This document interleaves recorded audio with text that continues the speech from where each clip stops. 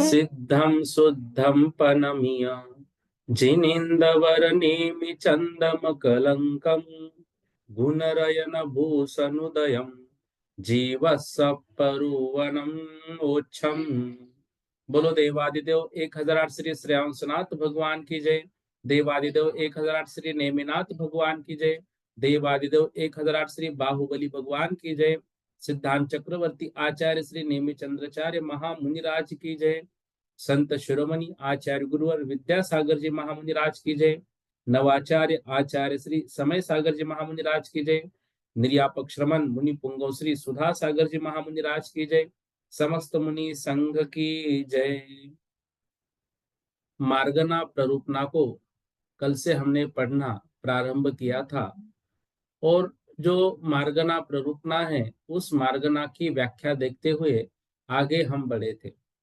मार्गना अधिकार का मंगलाचरण भी आचार्य महाराज ने यहाँ पर एक मध्यम मंगलाचरण के रूप में किया था कि सम्यक दर्शनादि रत्नत्रय या उत्तम क्षमादि या जो जीवों को सुख देने वाला दुखों से छुड़ाने वाला धर्म है वह धनुष्य है और ज्ञानादि अनंत ज्ञान दर्शन सुख वीर्य रूप जो है उसकी डोरी है और 14 मार्गना रूपी बाण है जिससे मोह रूपी शत्रु के बैल सैन्य को नष्ट कर दिया है। इस प्रकार किन्होंने नष्ट किया है? श्री जिनेन्द्र देव ने। तो ऐसे श्री जिनेन्द्र देव को नमस्कार करके मैं उस मार्गना महाअधिकार का वर्णन करूंगा। ऐसे भाव आचार्य महाराज ने यहाँ पर भाए थे। मार्गना यह महाअधिकार है क्योंकि इसके अंतर्गत लगभग सभी जीव इसमें आ जाते हैं। मतलब बहुत सारी जगहों पर गुणस्थान और जीव समाज छोड़कर हम कहते हैं कि इसमें है, लेकिन गुणस्थान और जीव समाज का वर्णन भी बहुत सारी जगहों पर मार्गना अधिकार में हो जाता है। मार्गना कहते किसे है? तो श्रुत ज्ञान के द्वारा जाने गए हैं उसी प्रकार से जीवादि पदार्थों का जिन भावों जिन परिणामों के द्वारा और जिन पर्याय में वह है उनका विचार अर्थात अन्वेषण किया जाए। अन्वेषण का अर्थ यहाँ पर क्या है? खोज की जाए, उसको मार्गना कहते हैं। मार्गन का अर्थ क्या होता है? अन्वेषण, खोज। और मार्गन का अर्थ बाण भी होता है, लेकिन मार्गना इस पर्टिकुलर शब्द में मार्गन का अर्थ क्या है? खोज। जो मार्गनाएं है वो 14 प्रकार की मार्गना 142 नंबर की गाथा हम सबको याद करनी है जिसके माध्यम से 14 मार्गनाओं को हम एक साथ जान सकें। उसमें हमने कल जो विषय पढ़ा था सांतर मार्गना और निरंतर मार्गना। तो जिन मार्गनाओं के समय में एक नियत प्रमाण का विच्छेद पाया जाए, विच्छेद मतलब गैप पाया जाए कि अब कोई भी जीव उसमें नहीं है, उसको कहते हैं सांतर मार्गना। और जिन मार्गनाओं के समय का विच्छेद नहीं होता मतलब निरंतर ही उसमें जीव पाए जाते हैं उसको कहते हैं निरंतर मार्गना। ठीक है। जैसे यदि हम गति में लगाए या फिर वैक्रियक में लगाए तो वैक्रियक जो शरीर है वो निरंतर है, लेकिन वैक्रियक मिश्र का योग जो है उसमें कुछ समय के लिए गैप आता है क्योंकि नरक और देव गति में कुछ समय के लिए ऐसा वक्त आ सकता है कि जिसमें जीवों की उत्पत्ति हो ही नहीं। इस प्रकार से यहाँ पर बात आई थी। तो उपशम सम्यक्त्व, सासादन सम्यक्त्व, जो तीसरा गुणस्थान है सम्यक मिथ्यात्व, सूक्ष्म संप्राय, आहारक का योग, आहारक मिश्र का योग, वैक्रियक मिश्र का योग और अपर्याप्त लब्ध पर्याप्तक मनुष्य। इस प्रकार से ये जो है ये सांतर मार्गना के 8 स्थान बताए हुए हैं। उसमें जो वैक्रियक मिश्र का योग है वह कितने के लिए लगभग हमने उस दिन देखा था 9 घंटे अर्थात 12 मुहूर्त के लिए होता है। तो वैक्रियक शरीर जो है वो तो हमेशा है, लेकिन वैक्रियक मिश्र कायोग, तो शुरुआत से हमने क्या पढ़ा था, उपशम सम्यक्तों का विरह काल 7 दिन है, प्रथम उपशम सम्यक सहित पांचवा गुणस्थान का 14 दिन है, और प्रथम उपशम सम्यक्तों सहित छठवां सातवां गुणस्थान 15 दिन। सूक्ष्म संप्राय 6 महीने के लिए गैप हो सकता है कि कोई जीव उसमें नहीं है। वैक्रियक मिश्र का योग 12 मुहूर्त के लिए, आहारक का योग और आहारक मिश्र का योग वर्ष पृथकत्व, पृथकत्व अर्थात 3 साल से ऊपर और 9 साल से कम। पृथक का अर्थ होता है 3 से ऊपर 9 से कम, यहाँ वर्ष लगाया है, वर्ष पृथकत्व, इसलिए हमने 3 साल शब्द लगाया। अपर्याप्त मनुष्य, सासाधन सम्यक्त्व और सम्यक मिथ्यात्व, इनका जो है वो पल्य का असंख्यात्वा भाग, इनका उत्कृष्ट यह विरह काल है, और जघन्य काल सभी का कितना है, एक समय है। ठीक है, इस तरह से ये प्रत्येक में हमको लगाकर इन सभी विषय को भी याद रखना है। और फिर उसके बाद हमने ये कल जो गैप है, ये गैप भी देखा था, लब्धि अपर्याप्त मनुष्य, सासाधन मिश्रे, पल्य का असंख्यत्व असंख्यत्व भाग आदि, उपशम सम्यक तो सूक्ष्म संप्राय, आहारक आहारक मिश्र, वैक्रिक मिश्र, ये जो अभी बातें हमने पढ़ी वही बातें हैं। 145 गाथाएं हमारी हो चुकी थी, 146वीं गाथा को हम देख रहे थे, और उसमें उच्चारण लगभग एक बार उच्चारण कर लेते हैं। गई उदय जप जाया, चौ गई गमन सहेवाहु गई, नारयतिर्निख मानुस, देव गई तीय हवे चतुधा। अब इसमें यहां से मार्गना में गति का वर्णन शुरू कर रहे हैं। तो प्रत्येक गति के मतलब जीव कैसे होते हैं, प्रत्येक गति में प्रत्येक गति का वर्णन करके वहां पर पाए जाने वाले जीवों की संख्या आदि का वर्णन यहाँ पर मतलब अब ये जो है यहाँ से शुरू करेंगे। तो यह जो गाथा है, यहाँ पर अभी क्या किया, यहाँ पर ये बताया कि गति किसे कहते हैं। तो जो 14 मार्गना है ना, तो 14 मार्गना में पहली मार्गना है गति मार्गना। तो क्या कह रहे देखो, गई उदयज पज्जाया, गति उदयज पर्याय, अर्थात गति नाम कर्म के उदय से, पज्जाया मतलब पर्याय, गति नाम कर्म, गति उजयज पज्जाया, गति नाम कर्म के उदय से जो पर्याय उत्पन्न हुई। चौ गई गमनस, चौ मतलब 4, गई मतलब गति, गमनस्य जाने का, हेतु हेउवा हेतुर्वा गति, अर्थात एक तो गति नाम कर्म के उदय से, गति नाम कर्म के उदय से जो पर्याय प्राप्त हुई उसको गति कहते हैं, जो कि 4 गतियों में गमन करने का हेतु भी है। तो और एक व्याख्या कि 4 गतियों में गमन किससे कर रहे हैं हम, वह गति मार्गना के कारण। तो 4 गतियों में भ्रमण करने का जो कारण है, हेतु वा गई, उसको भी गति कहते हैं। दूसरी पंक्ति में कह रहे हैं, नारय तिरिख मानुष देव गई, नारय मतलब नार की, तिरिख मतलब तिर्यंच, मानुष मतलब मनुष्य, देव गई मतलब देवगति, ति ति मतलब इति, च हवे चतुधा, यह मतलब यह मतलब इतने ही, भवे चतुधा, ये 4 प्रकार की गतियां होती, मतलब 4 ही गतियां है। तो गति नाम कर्म के उदय से होती है। बाकी जो पंचम गति जिसको हम मोक्ष मानते हैं, वहां तो गति नाम कर्म का उदय नहीं है, लेकिन उपचार से उसको गति ये कहा है। क्यों गति कहा है, क्योंकि अब जो है जीव उस गति में जाकर ही स्थिर हो जाएगा, इस हिसाब से वहां उसको भी गति कहा है। तो अब जो ये गतियां है, इन गतियों को प्रत्येक गति की व्याख्या यहाँ पर आचार्य महाराज करेंगे। तो जो सबसे पहले नरक गति का वर्णन यहाँ पर हो रहा है, तो 1 मिनट देखिएगा। गति किसे कहते हैं, गति नाम कर्म के उदय से होने वाली जीव की पर्याय को, जो कि चारों गतियों में गमन करने के कारण को भी गति कहते हैं, यानी कारणभूत कर्म को भी गति कहते हैं, परंतु यहाँ कर्म की विवक्षा नहीं है। ठीक है, तो ये दोनों भी व्याख्याएं, मतलब गति की यदि व्याख्या आ गई तो दोनों बातें हमको लिखनी पड़ेगी कि गति नाम कर्म के उदय से जीव की जो पर्याय उत्पन्न हुई उसको गति, चारों गतियों में भ्रमण का जो हेतु है उसको भी गति कहते हैं। वह गति चार प्रकार की है: नरक गति, तिर्यंच गति, मनुष्य गति और देव गति। तो मतलब जो निचले स्तर से ऊपरी स्तर का यहाँ पर क्रम दिया है, तो देव गति को ऊपर स्थान में लिया है। अब प्रश्न ये आएगा कि मनुष्य गति से तो मोक्ष होता है, लेकिन ये जो है ये जीवों के सुख की अपेक्षा से वर्णन है।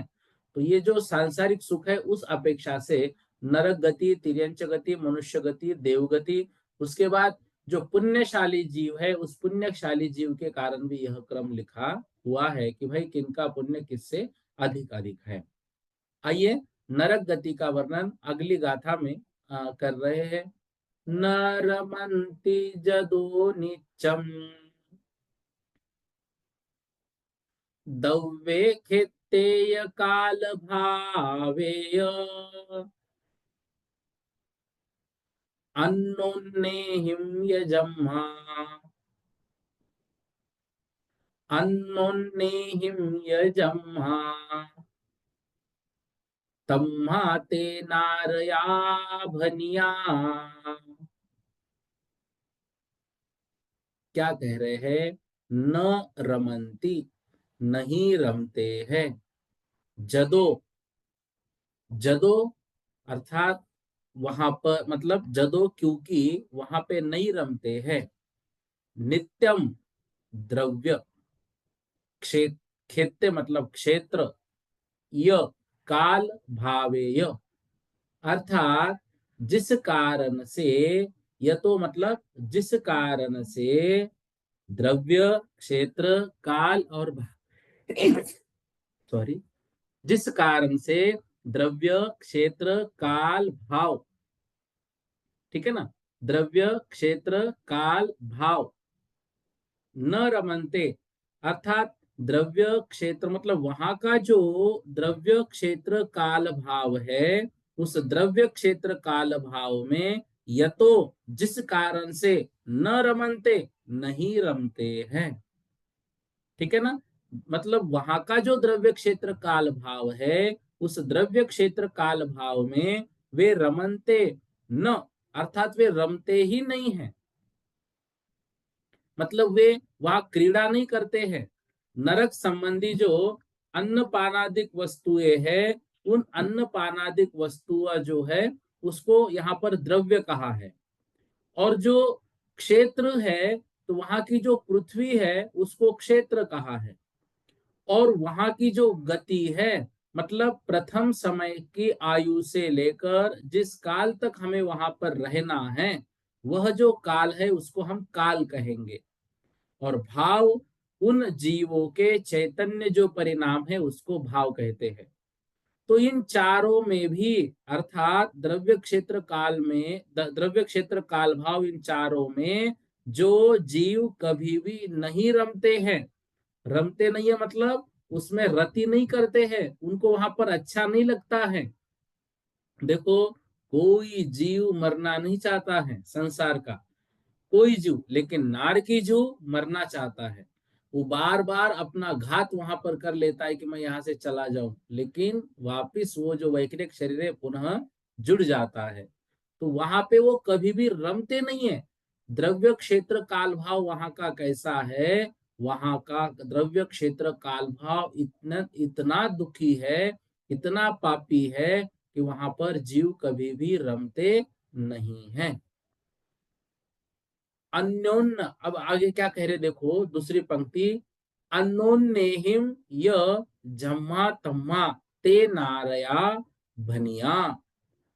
अन्योन्यश्च अर्थात वहां पर, मतलब अन्य जो भव है, मतलब जो दूसरा भव है, उस भव के द्वारा अन्योन्यश्च अर्थात अन्य भव के कारण, अन्य भव की याद दिलाते हुए अन्य भव संबंधी बैर को जिनको याद दिलाया जाता है और उस भय के द्वारा वहां पर जो क्या है, आपस में उनको लड़ाया भिड़ाया जाता है।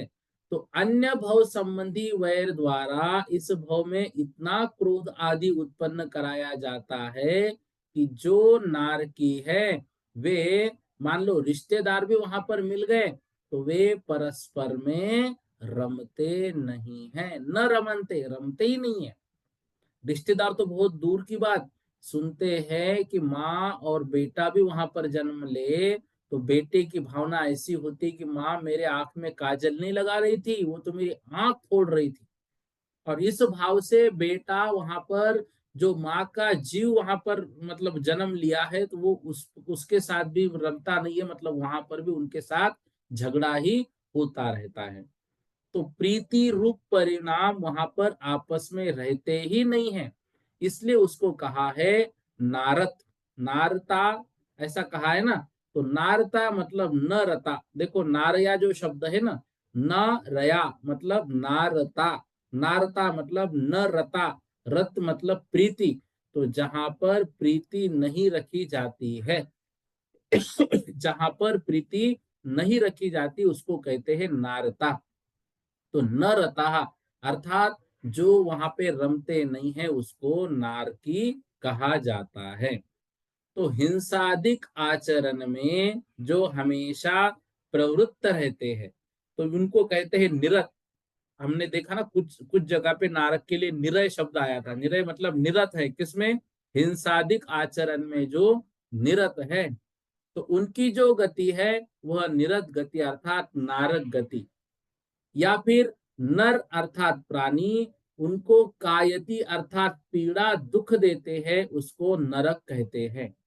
तो पाप कर्म का वहां पर भयंकर उदय है, और उस उदय के से उत्पन्न जो गति है वह नरक गति है। और वहां के द्रव्य क्षेत्र काल भाव में और परस्पर में वे कभी भी रमते नहीं हैं, कभी भी प्रीति रूप से रहते नहीं हैं। वे नरक, उनकी जो गति है वह नरक गति जाननी चाहिए। नरक मतलब वहां पे रमते हुए नहीं है। इस तरह से जो नरक गति है, नरक गति का वर्णन मतलब हमने तत्वा सूत्र में भी पढ़ा था, और विशेष रूप से छड़ाला में भी नारकियों का वर्णन अच्छे से हम जो द्वादश वर्षीय के सिलेबस में अच्छे से पढ़ते हुए आए हैं। और जो तत्वार सूत्र में तीसरे अध्याय में, इसी के साथ सर्वार सिद्धि में भी वही तीसरे अध्याय में नारकियों को अच्छे से हमने समझा हुआ है। इतनी नरक पर्याय की व्याख्या आचार्य महाराज ने यहाँ पर की है। तो नरक गति नाम कर्म के उदय से होने वाली जीव की अवस्था विशेष को नरक गति कहते हैं। तो नारद अर्थात जो स्वयं अथवा परस्पर, मतलब ना स्वयं में प्रीति है उनको, ना परस्पर मतलब आपस में प्रीति नहीं है, और द्रव्य क्षेत्र काल भाव में भी वो परस्पर रमते नहीं है। इस तरह से ये नारकियों की विशेष प्रकार की जो शब्द है उनका अर्थ यहाँ पर बताया है, और ये 5 प्रकार की भूमिया वहां पर होती है। आइए 148 नंबर की गाथा, जिसके माध्यम से तिर्यंच गति का स्वरूप यहाँ पर हमको बता रहे हैं। तिर्यंति कुटिल भावम सुवियूल सन्नाम निगिठे मनाना अच्यंत पाव बहुला तम्हा तेरिच्छया भनिया। क्या कह रहे देखो, तिरोंचंती कुटिल भावम सुवृत व्रत सुविव्रत संज्ञा। सुविल सन्ना है ना, तो सुविव्रत सन्ना अर्थात संज्ञा। फिर क्या है, निगिठिम नाना, निगिठिम, निगिठिम मतलब निकृष्ट नाना। अत्यंत पाव बहुला, अत्यंत अर्थात अत्यंत, पाव मतलब पाप, बहुला, बहुला वहां पर है।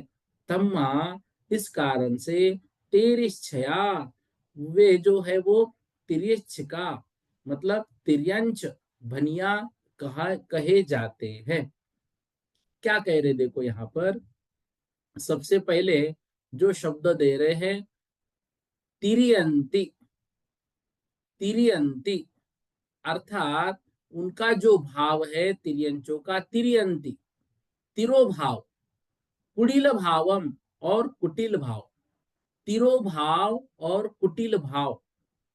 फिर क्या दिया, सुविवुल सन्ना, सुविवुल सन्ना अर्थात सुविवृत संज्ञा, अर्थात जो वहां का जीव है तिर्यंच गति का, मतलब जिस कारण जो जीव आहार आदि संज्ञा जिनके है, सुविवृत संज्ञा मतलब जो संज्ञाएं बताई है ना, तो जिनकी संज्ञाएं तो प्रकट है, चारों संज्ञाएं उनकी है। फिर जो संज्ञा होने के बाद भी वे संज्ञाएं कैसी है, जो हम तत्वा सूत्र में पढ़ते हैं ना, चौथे में, देवों का प्रभाव सुख द्युति लेशा वो अधिक विशुद्ध है, लेकिन यहाँ पर वो सीधा देवों से विपरीत है, अर्थात प्रभाव सुख द्युति लेशा की विशुद्धता जो है वो इससे हीन है। इस कारण से उनको कहा है निकृष्ट। निगिट्ठम है, निगिट्टम दिया है ना, निगिट्टम अर्थात निकृष्ट। निकृष्ट क्या है, उनका प्रभाव, उनका सुख, उनकी द्युति, उनकी लेशा, ये सब हीन हीन है, इसलिए निकृष्ट है। फिर क्या कह रहे हैं, अन्नाना, अन्नाना अर्थात ज्ञान से वे रहित है। कुछ हेय क्या है, उपादेय क्या है, ये बात उनको मालूम ही नहीं है। हमारे जीवन का कल्याण कहाँ पर है, ये बात उनको मालूम ही नहीं है। इस कारण से वो अन्नाना अर्थात ज्ञान से रहित है। अत्यंत अर्थात अत्यंत, पाव अर्थात पाप, बहुला उनका जो पाप है वह पाप बहुत अधिक है।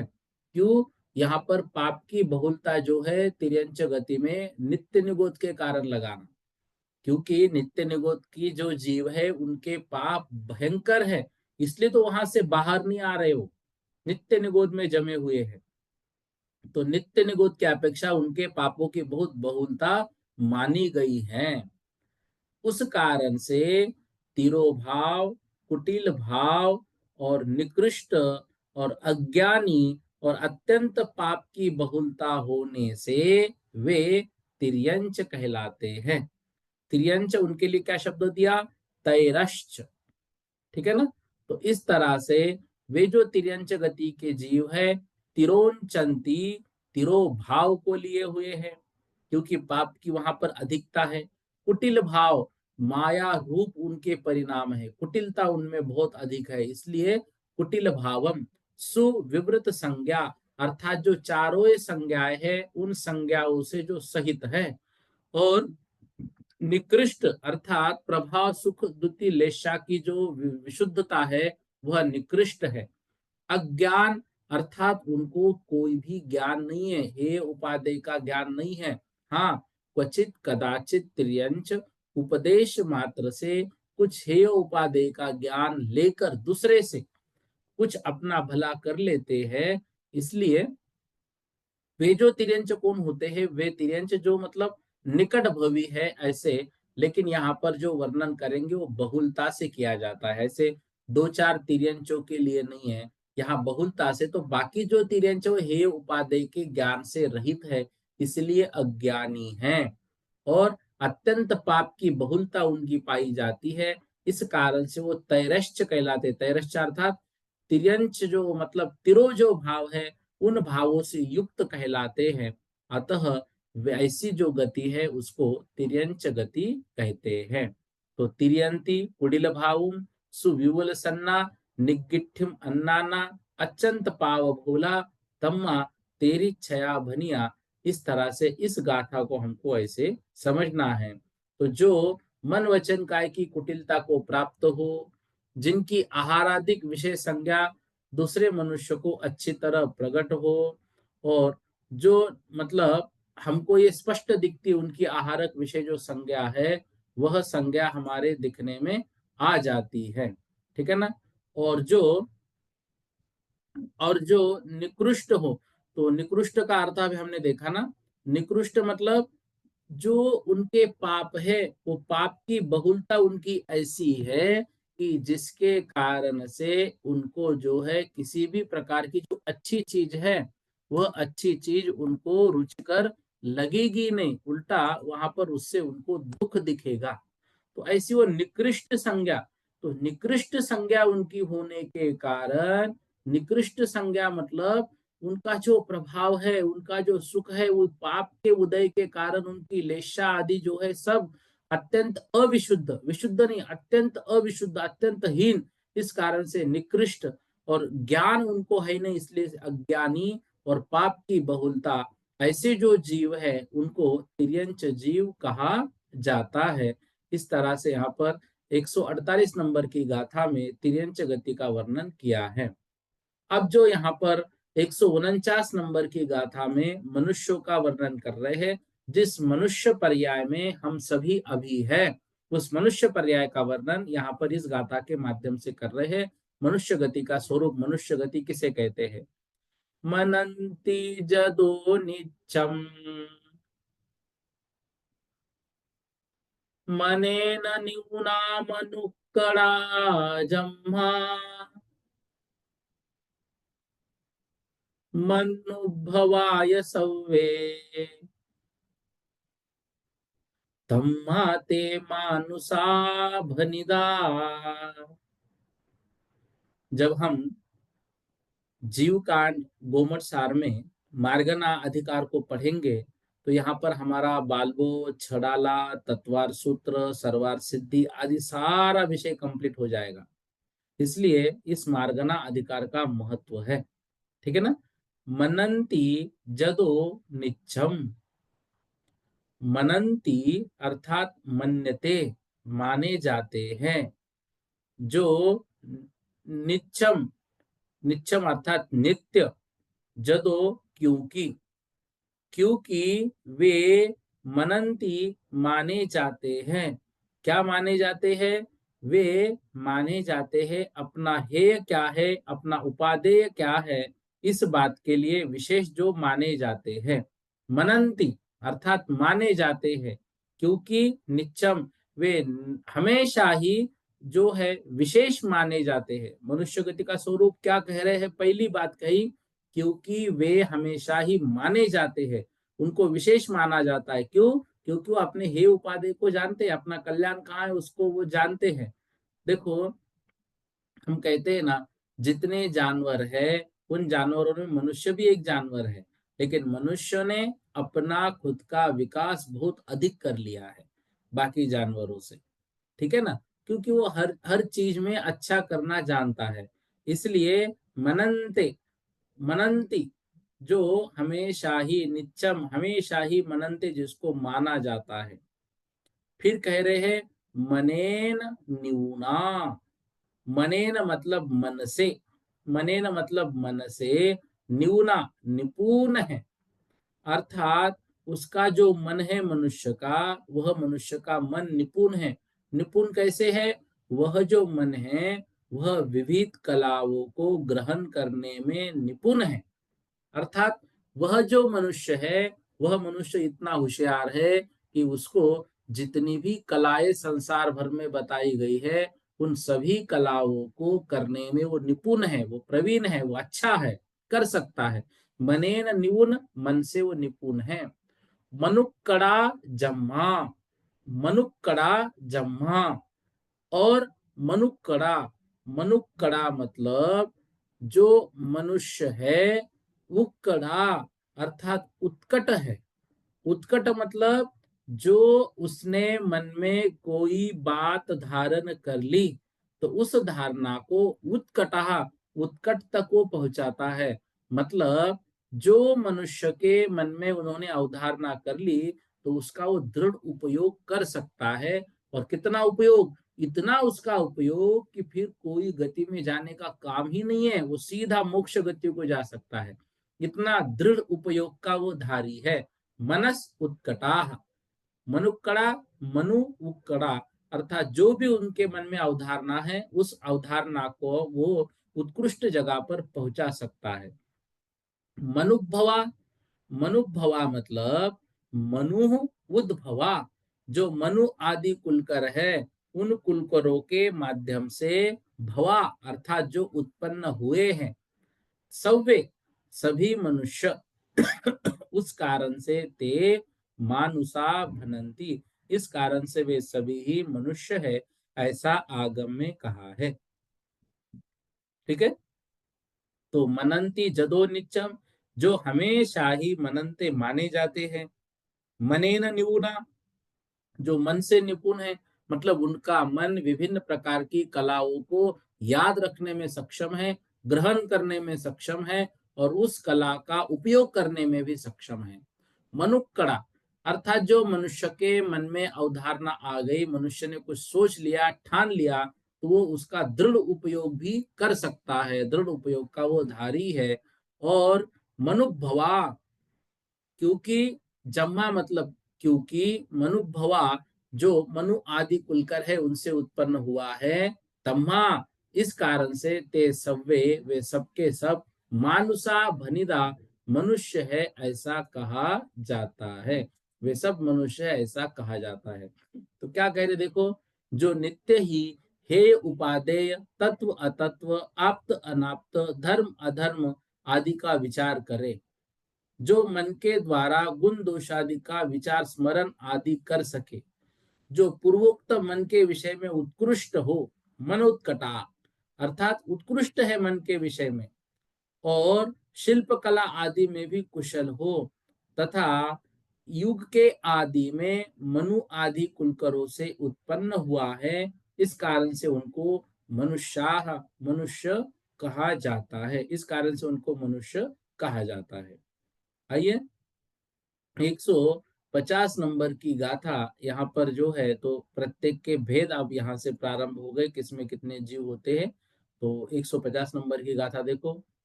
सामन्ना पंचिंदी, सामन्ना पंचिंदी पज्जत्ता जो नी अपज्जत्ता, पज्जत्ता जो नी अपज्जत्ता तिरिया नरातः विय पंचेन्द्रिय भंग दो हीना।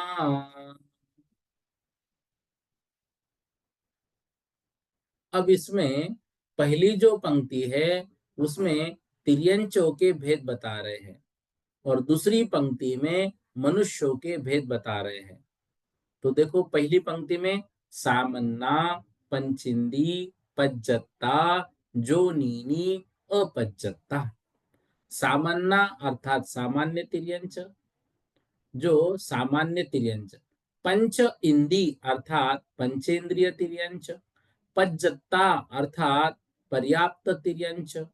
जोनीनी, जोनीनी अर्थात जो योनिमति तिर्यंच, योनिनी योनिमत्य, जोनिनी अर्थात योनिमत्य अर्थात जिन जो तिर्यंच में स्त्री है, योनिमति उनको तिर्यंच कहेंगे।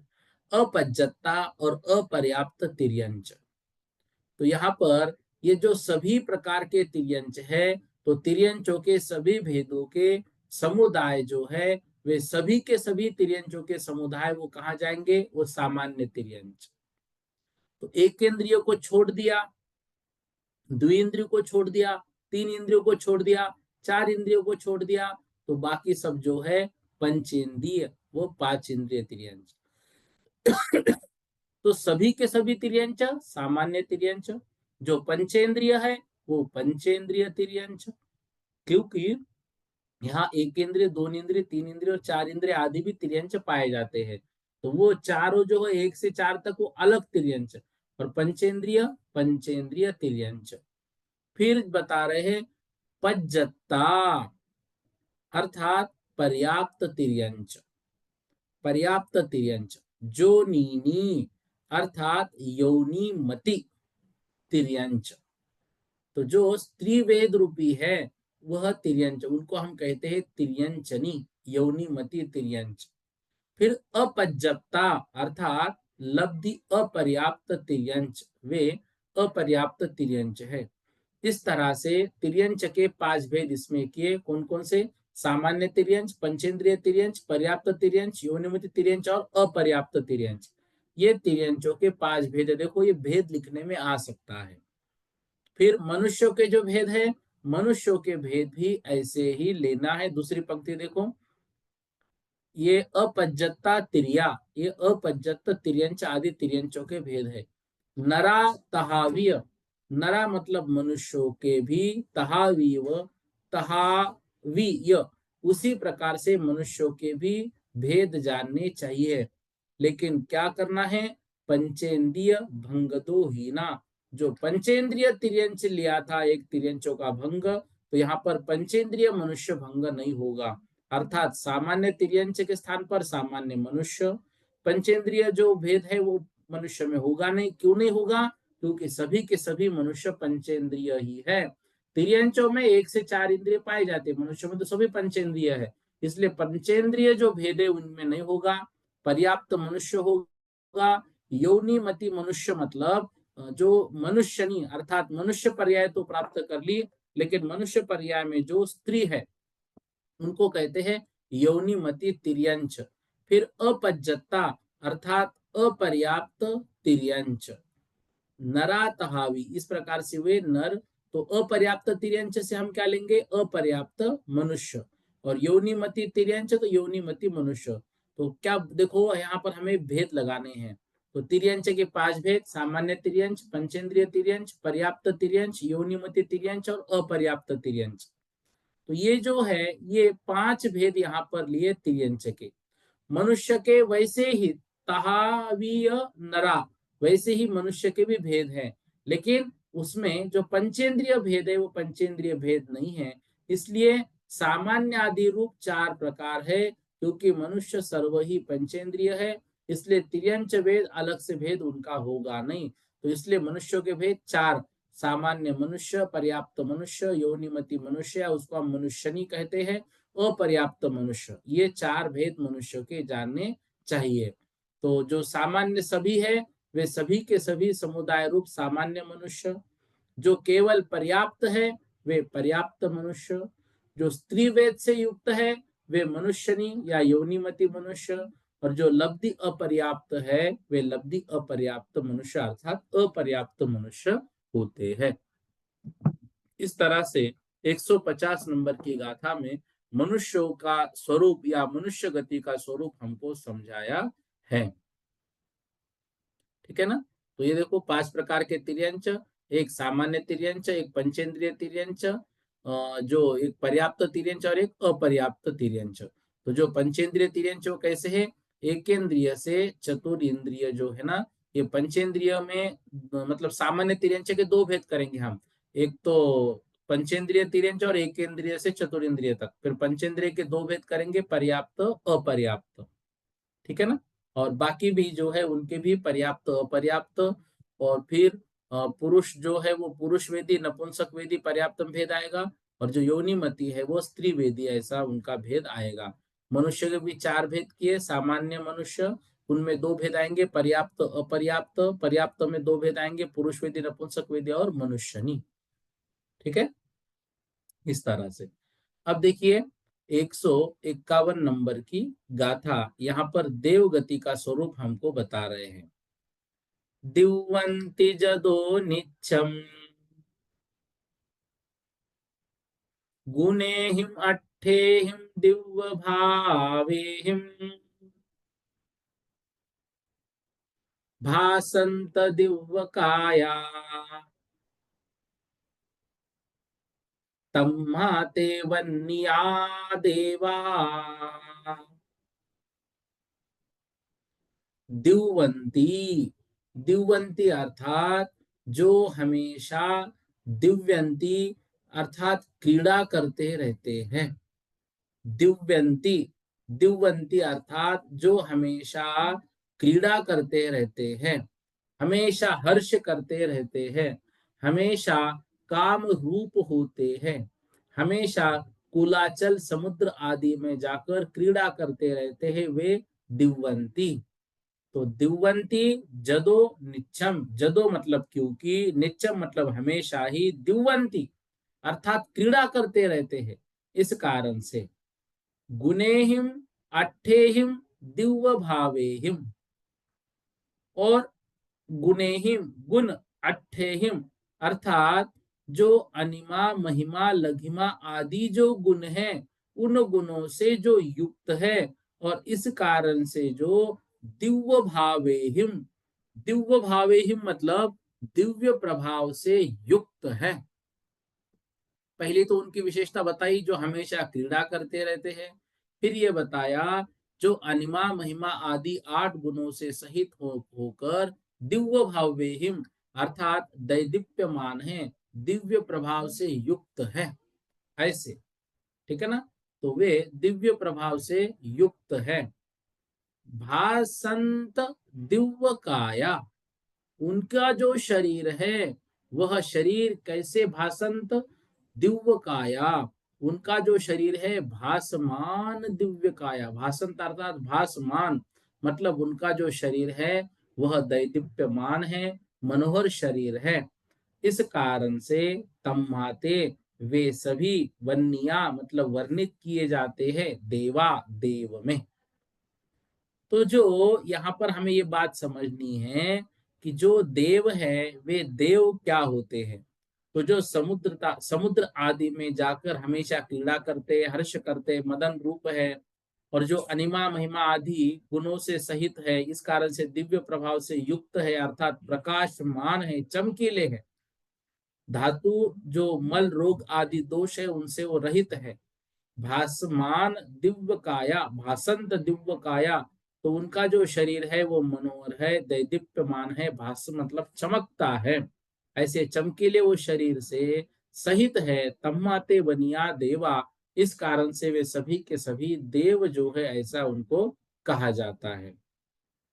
तो यह हमने क्या पढ़ा, यह हमने पढ़ा जो सातों नरकों में महादुख से पीड़ित है वो नारकी है, जो एक इंद्रिय द्विंद्रिय तीन इंद्रिय चतुरिंद्रिय असंख्य पंचेत्र तक जो सभी है, और जल चरादि पंचेंद्रिय वे सभी तिर्यंच है, और जो आर्य म्लेच्छ भोग भूमि कुभोग भूमि में उत्पन्न होते वो मनुष्य है, और जो भुवनवासी वेंतरवासी ज्योतिष और वैमानिक के भेदों से सहित है उनको देव कहना चाहिए।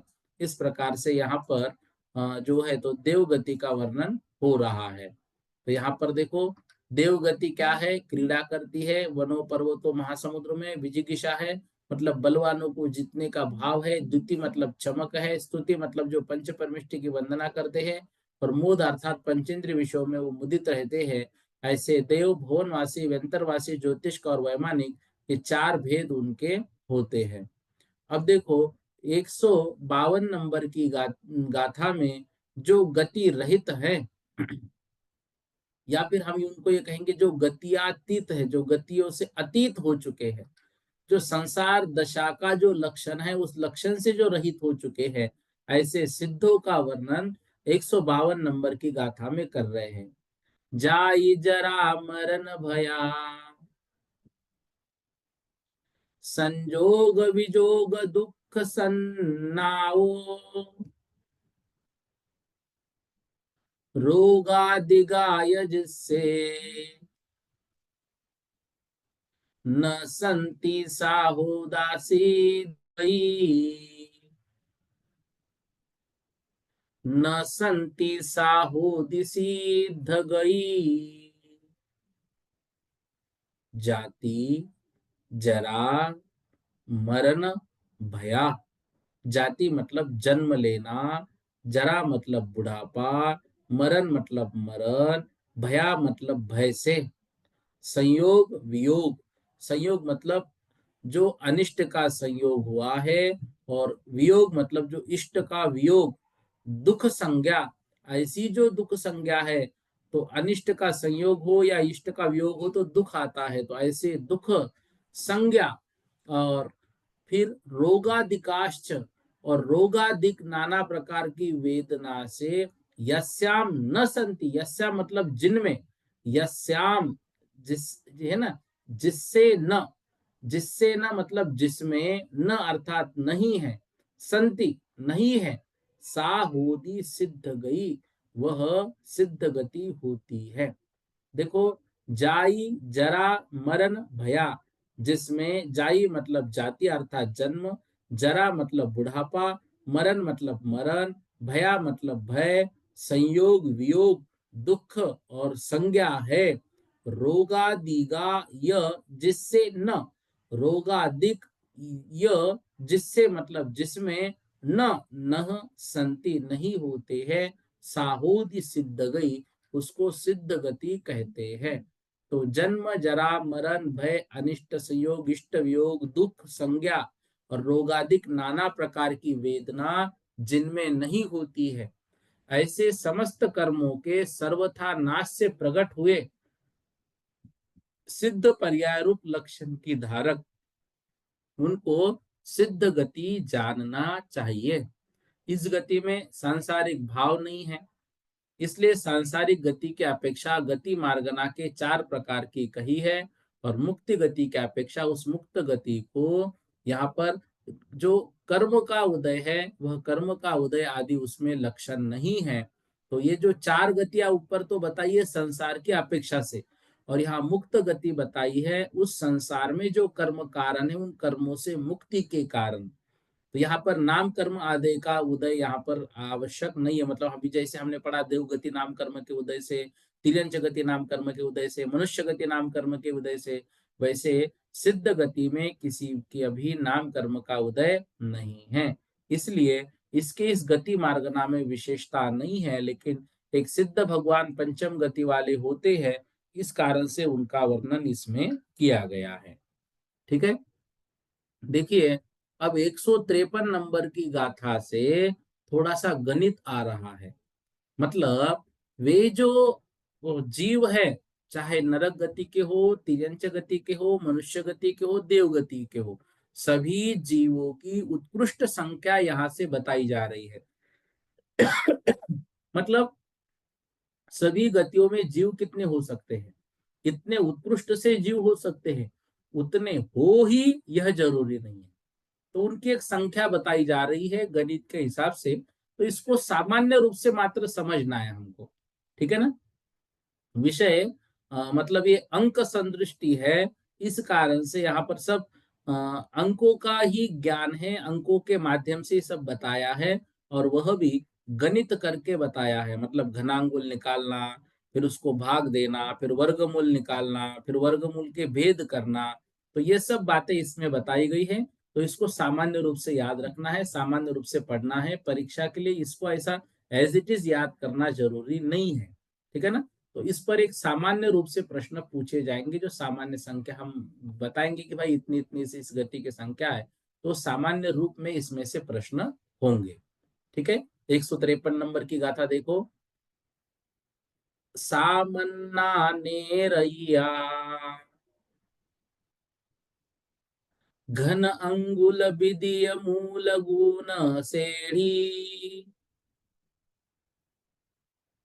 विद्यादि 12 विद्यादि 12 अड़छत्ती दुनि जपद हदा सेढ़ी, अड़छत्ती दुनि जपद हदा सेढ़ी। अब जो है गति मार्गना में प्रत्येक गति के जीवों की संख्या बताई जाएगी। इस गाथा में जो पहले नरक के नारकी है, उन पहले नरक के नारकियों की संख्या बताई जा रही है। ठीक है ना, ये देखिए जो 153 नंबर की गाथा है, ये इसमें आधी आई है, इसको यहाँ पर पूरी कर लेंगे।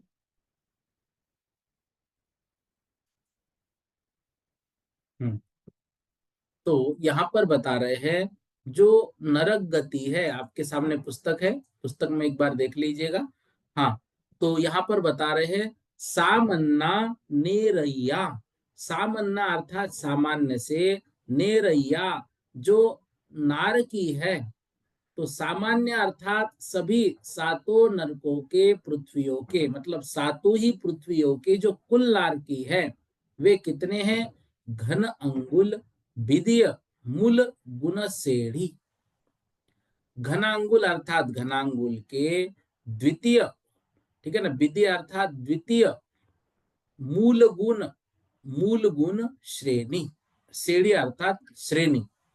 तो सामान्य जो नारकी है वे सामान्य नारकी अर्थात सातों ही पृथ्वी के जो नारकी है वे गुण सेढ़ी। तो यहाँ पर गुण श्रेणी के पहले क्या है? मूलगुण श्रेणी। श्रेणी मतलब श्रेणी, श्रेणी मतलब कौन सी? जगत श्रेणी। हम बोलते हैं ना तीनों लोग जो है लोका का जो पूरा श्रेणियों से बटा हुआ है, तो संपूर्ण जगत श्रेणी।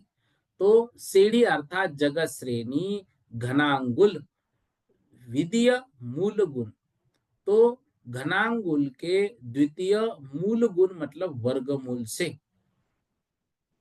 तो सभी सातों नरकों में या सभी सातों ही पृथ्वियों के कुल नारकी जो है वे जगत श्रेणी को घनांगुल के द्वितीय वर्गमूल से गुणित करने पर जो संख्या आएगी उस प्रमाण है। अभी सिर्फ इतना अर्थ समझना, जो सामान्य सातों पृथ्वियों के नारकी है उन कुल नारकियों की संख्या श्रेणी अर्थात जगत श्रेणी के घनांगुल, घनांगुल को, तो जगत श्रेणी के घनांगुल को विदीय द्वितीय मूल गुण अर्थात वर्गमूल। तो जगत श्रेणी को मतलब जो नारकी है वे कितने हैं? तो संपूर्ण जो जगत श्रेणी है उस जगत श्रेणी को घनांगुल के विदीय अर्थात द्वितीय मूल गुण अर्थात वर्गमूल से गुणित हमने करना है। और फिर संपूर्ण जगत श्रेणी को घनांगुल के द्वितीय वर्गमूल से हमने गुणित कर दिया। उसके बाद जो संख्या प्राप्त हो उस प्रमाण को सभी नारकी जो है उतने हैं इतना जाननी चाहिए। फिर यहाँ पर बता रहे हैं विधि आदि। विधि आदि मतलब द्वितीय आदि। बार 10, बार यहाँ पर लेना है। बार मतलब द्वादश, दस मतलब 10, 10, अड़ मतलब 8, अड़ मतलब 8, ठीक है ना। फिर बता रहे हैं छत्ती, ठीक है ना, छत्ती मतलब 36, दुनी अर्थात दुगुनी, निज छत्ती दु, छत्ती दु दुनी दुगनी, सॉरी दुगना नहीं निकलेगा। छत्ती मतलब 36, दु मतलब द्वि, निज मतलब निज स्वयं की, पदहता स्वयं की वह पदहता श्रेणी, श्रेणी अर्थात श्रेणी। अब देखो एक एक बात को समझो, सामान्य रूप से इसको समझते हैं। देखो पहले पंक्ति में बता रहे हैं सामान्य से सातों ही नारकों के पृथ्वियों की जो मतलब पृथ्वियों में जो नारकियों की संख्या है वो कितनी है? तो जगत श्रेणी को घनांगुल के, जगत श्रेणी को क्या करना है? घनांगुल का द्वितीय वर्गमूल जो आएगा उससे गुणित करना है। उससे जो संख्या प्राप्त होगी वो सभी की है। फिर घनांगुल का प्रथम वर्गमूल करके उस प्रथम वर्गमूल का दूसरी बार वर्गमूल करके, विधि आदि मतलब फिर दूसरी बार वर्गमूल करके, तो सभी की संख्या हमने क्या ली? घनांगुल का द्वितीय वर्गमूल करके जगत श्रेणी को उससे हमें गुणित करना है। फिर आगे बता रहे हैं विधि आदि मतलब प्रथम वर्गमूल करके उस प्रथम वर्गमूल का दूसरी बार वर्गमूल करके उसे घनांगुल का द्वितीय वर्गमूल जानना चाहिए। तो यहाँ पर उदाहरण देखो, मान लो घनांगुल का प्रमाण हमने 16 लिया और उसका वर्गमूल 16 का कितना आएगा? 4। फिर उसका द्वितीय वर्गमूल कितना आएगा? 2। तो जगत श्रेणी का प्रमाण 256 को गुना करना है, ठीक है ना। षट त्रि द्वि, यहाँ पर ये प्रत्येक के साथ लगाना है। तो जगत श्रेणी का 256 गुना करने पर ये 512 होते हैं। तो वैसे यहाँ यथार्थ प्रमाण जानना। पुनश्च जो दूसरी आदि बता रहे, दूसरी पृथ्वी के नारकी जगत श्रेणी के जगत श्रेणी के जो द्वादश दिया ना, 12वें वर्गमूल को भाग देने पर जो प्रमाण आएगा उतने हैं। यहाँ जगत श्रेणी का वर्गमूल करते हैं सो प्रथम वर्गमूल पुनश्च उसका वर्गमूल, फिर द्वितीय वर्गमूल पुनश्च उसका वर्गमूल, फिर वो द्वितीय वर्गमूल का वर्गमूल करते तो वो तृतीय वर्गमूल, इस तरह यहाँ पर आगे आगे आगे आगे वर्गमूल करते जाना 12 तक। पुनश्च तीसरी पृथ्वी के नारकी जगत श्रेणी के 10वें वर्गमूल के भाग देने पर जो प्रमाण होता है। पुनश्च चौथी जो पृथ्वी वहां के नारकी जगत श्रेणी के अष्ट दिया है ना, तो 8 वर्गमूल के भाग देने पर जो होता है। इसी तरह से पांचवी पृथ्वी और छठी पृथ्वी और सातवीं पृथ्वी के नारकी जो है छठवें, तीसरे और दूसरे वर्गमूल।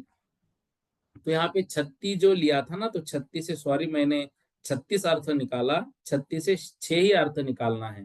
तो एक बार देखो, गाथा को सुधार लेना, क्षमा चाहता हूँ गलती हो गई। सामन्ना नेरैया, सामान्य से जो नारकी है वो घनांगुल के विधिय, तो घनांगुल के द्वितीय वर्गमूल के से हमें क्या करना है, जगत श्रेणी से उसको गुना करना है। तो जगत श्रेणी को घनांगुल के द्वितीय वर्गमूल से गुणित करने पर जो संख्या है वो सभी सामान्य नारकियों की है। फिर विधि आदि, फिर उसका क्या करना है, तो जो पहला नरक है, तो पहले नरक में तो जो घनांगुल का प्रथम वर्गमूल हमने निकाला, उस वर्गमूल का दूसरी बार वर्गमूल करना है। तो दूसरी बार वर्गमूल करके फिर उसको जगत श्रेणी से गुणित करने पर जो संख्या प्राप्त हो, तो उसको बोलते हैं पहले नरक के नारकियों की संख्या। ऐसे ही दूसरे में क्या करना पड़ेगा, दूसरे नारकियों की संख्या निकालने के लिए जगत श्रेणी के 12वें वर्गमूल से भाग देना है। तो जो प्रमाण आएगा वो दूसरे में। फिर विधि आदि के बाद 12 शब्द आया था ना, तो ये द्वादश। तो फिर उसके बाद 10 शब्द आया है, तो तीसरे नरक को क्या करना पड़ेगा, तो जगत श्रेणी का वर्गमूल करते हैं पहला, फिर उसका वर्गमूल करते दूसरा, फिर तीसरा, फिर चौथा, ऐसा करते करते तीसरी पृथ्वी को हमें क्या करना पड़ेगा, जगत श्रेणी को जगत श्रेणी के 10वें वर्गमूल से हमें भाग देना पड़ेगा। और फिर चौथी के लिए यहाँ पर 10 के बाद अड़ शब्द आया है, तो 8। तो चौथे पृथ्वी के नारकी जगत श्रेणी के 8वें वर्गमूल का भाग देने पर जो प्रमाण आए। और फिर इसी तरह से पांचवी पृथ्वी का जो है वो छठ अर्थात छठवां भाग हमें भाग से वहां पर करना पड़ेगा। फिर तीसरे भाग से और फिर दूसरे भाग से वहां पर जो प्रमाण आएगा।